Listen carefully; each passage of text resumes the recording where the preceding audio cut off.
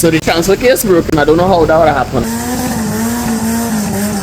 Today we're back getting Project Jimny ready to do a wheelie, and we know of a broken transfer case to add to a list of problems. Good thing I know a welder, yes? Once you own or work on project cars, the best thing you could do is know how to weld. Because either you have a repair or something to modify. One thing a project car will do is make you resourceful, because there's always something new. Here we welding that. That's an easy weld. If you that bracket was just slack and it slammed down because it's already a solid mount and it break, I can weld that back and not good to go. That looks like that taking 1,000 horsepower good. We wheeling for sure. Once I prep this half here, we need to break clean all the gears looking solid inside still.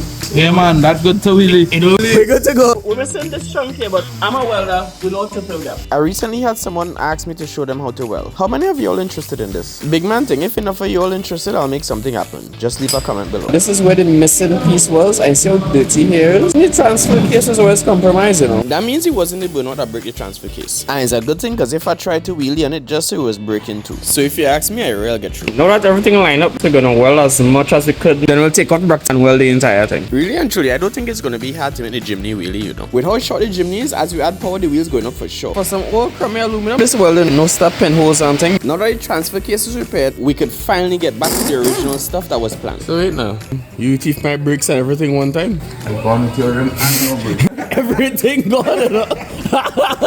Wait!